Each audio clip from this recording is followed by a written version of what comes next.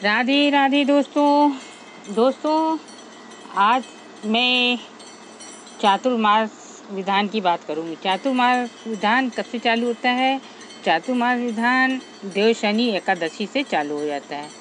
कहते हैं कि भगवान चातुर्मास से 4 महीने के लिए सोने चले जाते हैं और वो कार्तिक की एकादशी को ही उठते हैं। तो आज मैं चातुर्मास विधान की कथा सुनाऊंगी और आखिरी में बताऊंगी चातुर्मास कैसे छोड़ा जाता है।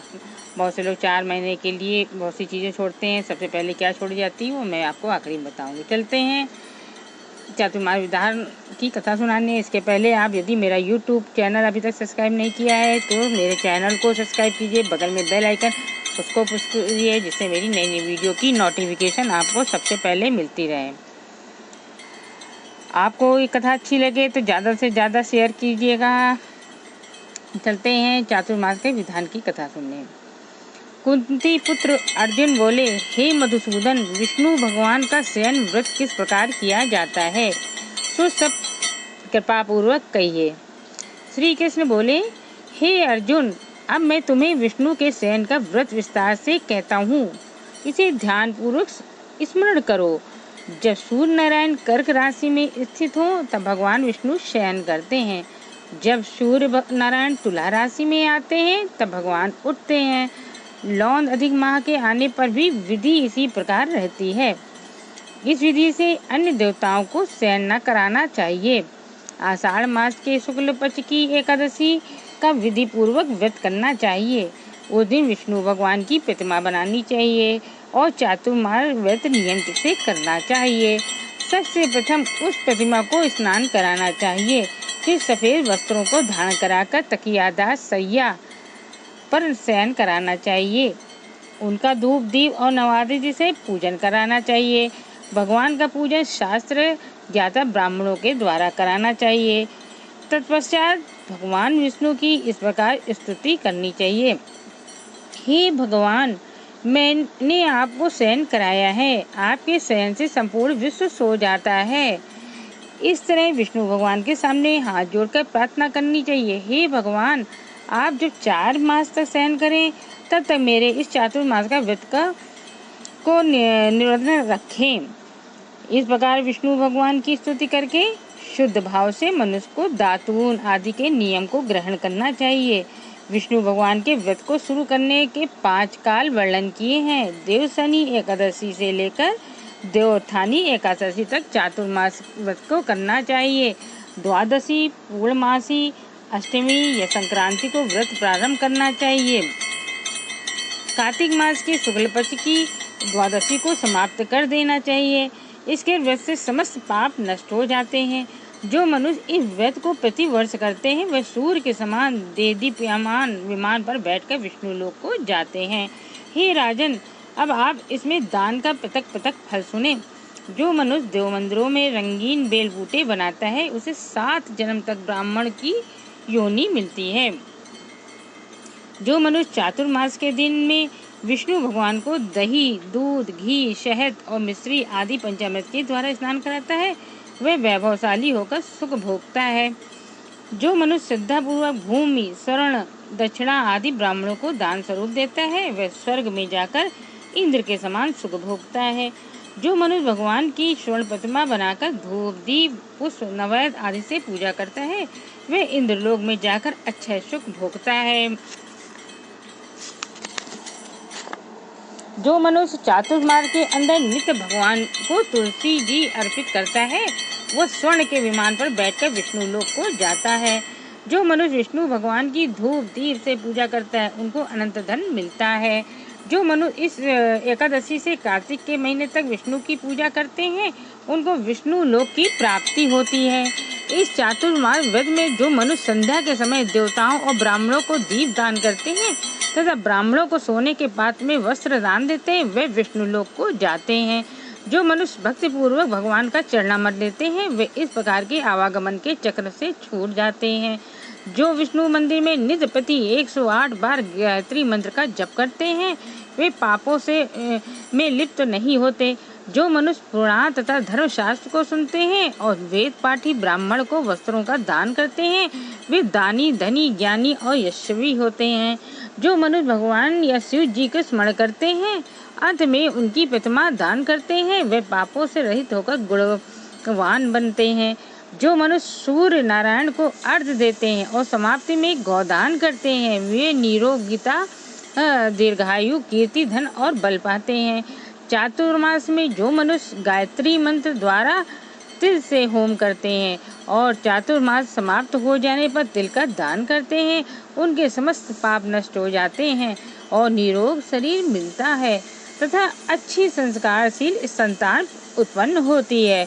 जो मनुष्य चातुर्मास व्रत अन्न से होम करते हैं और समाप्त हो जाने पर घी, घड़ा और वस्त्रों का दान करते हैं, वे ऐश्वर्यशाली होते हैं।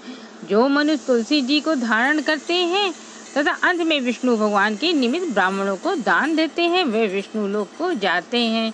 जो मनुष्य चातुर्मास व्रत से भगवान के शयन के उपरांत उनके मस्तक पर नित्य प्रति दूध चढ़ाते हैं और अंत में स्वर्ण की ध्रुवा दान करते हैं तथा दान देते समय जो इस प्रकार की स्तुति करते हैं कि हे ध्रुवे, जिस भांति इस पृथ्वी पर शाखाओं सहित फैली हुई हो, उसी प्रकार मुझे भी अजर अमर संतान दो।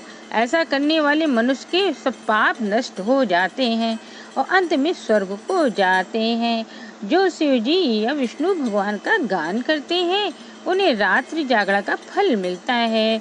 जो मनुष्य चातुर्मास व्रत करते हैं, उनको उत्तम ध्वनि वाला घंटा दान करना चाहिए और इस प्रकार स्तुति करनी चाहिए, हे भगवान, हे जगदीश्वर, आप पापों को नाश करने वाले हैं। मेरे न करने योग्य कार्यों को करने से जो पाप उत्पन्न होते हैं, आप उनको नष्ट कीजिए। चातुर्मास व्रत के अंदर जो नित्य प्रति ब्राह्मणों को चरणामृत पान करते हैं, वे समस्त पापों तथा दुखों से छूट जाते हैं और आयुवान लक्ष्मीवान होते हैं। चातुर्मास में प्रजापत्य तथा चांद्रायण व्रत पद्धति का पालन भी किया जाता है। प्रजापत्य व्रत को 12 दिनों में पूर्ण करते हैं। व्रत आरंभ में पहले 3 दिन 12 ग्रास भोजन प्रतिदिन लेते हैं, फिर आगामी 3 दिनों तक प्रतिदिन 26 ग्रास भोजन लेते हैं। इसके आगे के 3 दिनों तक 28 ग्रास भोजन किया जाता है और इसके बाद बाकी बचे 3 दिन निराहार रहने की परंपरा है। इस व्रत के करने से मनोकामना पूर्ण होती है।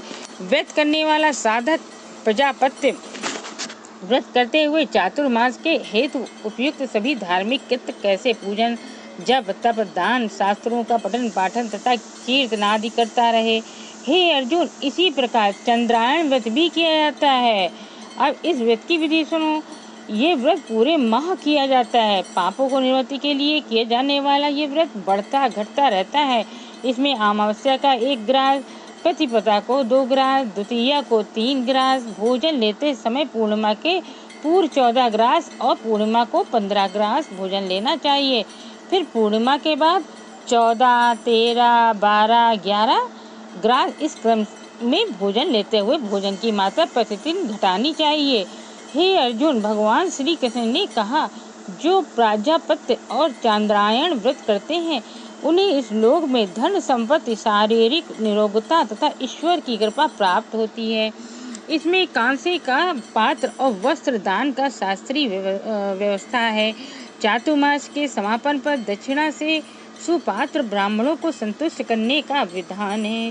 चातुर्मास व्रत के समाप्त हो जाने के बाद ही गौदान करना चाहिए। यदि गौदान न कर सके तो वस्त्र दान अवश्य करना चाहिए। जो ब्राह्मणों को नित्य प्रति नमस्कार करते हैं, उनका जीवन सफल हो जाता है और वे समस्त पापों से छूट जाते हैं। चातुर्मास व्रत की समाप्ति में जो ब्राह्मणों को भोजन कराता है, उसकी आयु तथा धन में वृद्धि होती है। जो अलंकार सहित बछड़े वाली कपिला गाय वेद पाठी ब्राह्मणों को दान करते हैं, वे चक्रवर्ती, आयुवान, पुत्रवान राजा होते हैं और स्वर्गलोक में प्रलय के अंत तक इंद्र के समान राज्य करते हैं। जो मनुष्य सूर्य भगवान तथा गणेश जी को नित्य नमस्कार करते हैं, उनकी आयु तथा लक्ष्मी बढ़ती है और यदि गणेश जी प्रसन्न हो जाए तो वे मनोवांछित फल पाते हैं। गणेश जी और सूर्य की प्रतिमा ब्राह्मण को देने से सब कार्यों की सिद्धि होती है। जो मनुष्य दोनों ऋतुओं में महादेव जी की प्रसन्नता के लिए तिल और वस्त्रों के साथ तांबे का पात्र दान करते हैं उनके यहाँ स्वस्थ सुंदर शिवभक्त संतान होती है। चातुर्मास व्रत की समाप्ति पर चांदी या तांबा पात्र गुड़ तथा तिल के साथ दान करना चाहिए।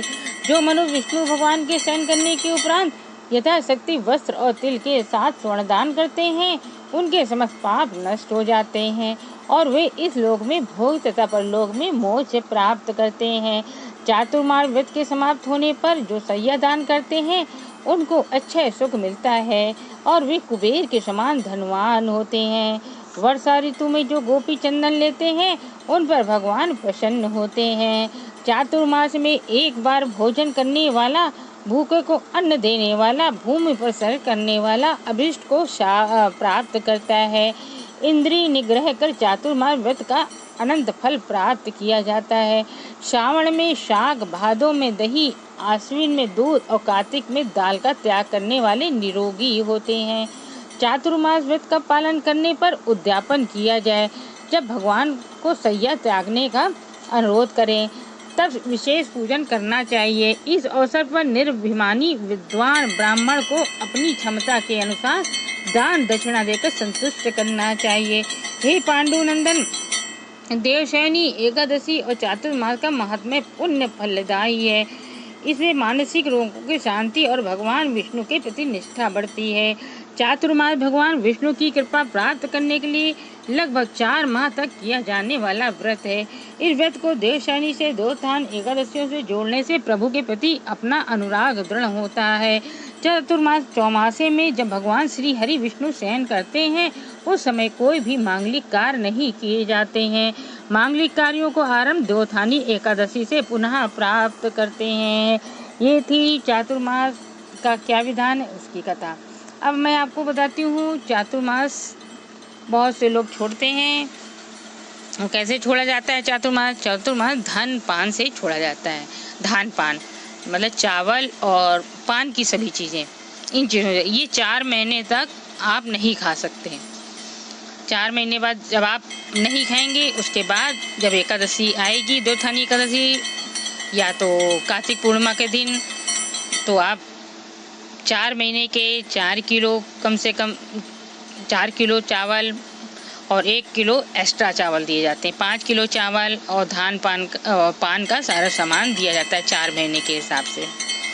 जैसे 1 महीने के 30 पान हो गए और सब सुपारी, लौंग, इलायची अपना जो लगाकर खाते हैं वो सब दान किया जाता है।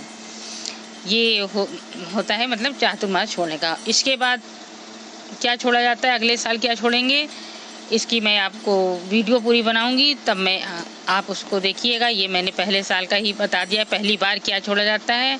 अब इसकी पूरी वीडियो बनाएंगे। इसके बहुत सारे हैं कि मतलब इसके बाद ये छोड़ना है, इसके बाद ये छोड़ना, बहुत सारे विधान हैं। तो आपको मेरी वीडियो कैसी लगी ज़रूर से कमेंट करके बतलाइएगा और आगे ज़्यादा से ज़्यादा शेयर कीजिएगा। चलिए अगली वीडियो मिलते हैं। राधे राधे।